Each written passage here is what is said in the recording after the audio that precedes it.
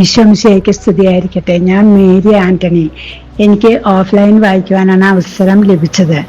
പലരും സാക്ഷ്യപ്പെടുത്തിയിട്ടുള്ളതുപോലെ എനിക്കും ഓൺലൈൻ വായിക്കാൻ ദൈവം ഒരു അവസരം തരുമെന്ന് വിശ്വസിച്ച് കാത്തിരിക്കാറുണ്ടായിരുന്നു. ആദ്യത്തെ ദിവസം ഞാൻ ഓഫ്ലൈനിൽ വായിച്ചു. രണ്ടാമത്തെ ദിവസം എൻ്റെ സമയത്തിന് 1 മിനിറ്റ് മുമ്പ് റോസ് എന്നെ വിളിച്ച് ചേച്ചി ഓൺലൈനിൽ 11 to 11:30 വരെ വായിച്ചോളൂ എന്ന് പറഞ്ഞു. എന്നാൽ ഈ സ്ലോട്ടിന്റെ വ്യക്തി വരികയാണെങ്കിൽ വായന നിർത്തണമെന്നും പറഞ്ഞിരുന്നു.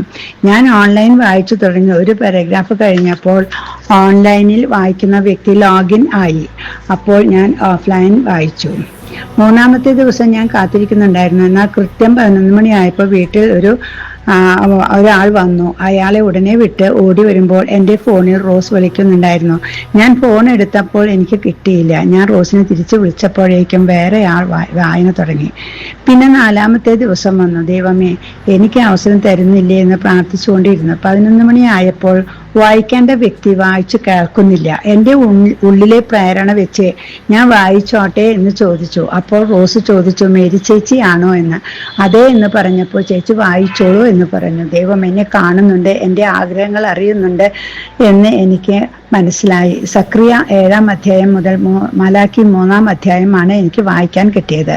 സക്രിയ 9:8 എന്നോട് ദൈവം നേരിട്ട് സംസാരിക്കുന്നതായി ബോധ്യപ്പെട്ടു. വചനം ഇങ്ങനെയാണ്: ആരും കയറി ഇറങ്ങി നടക്കാതിരിക്കാൻ ഞാൻ എൻ്റെ ഭവനത്തിനു ചുറ്റും പാളയം അടിച്ച് കാവൽ നിൽക്കും.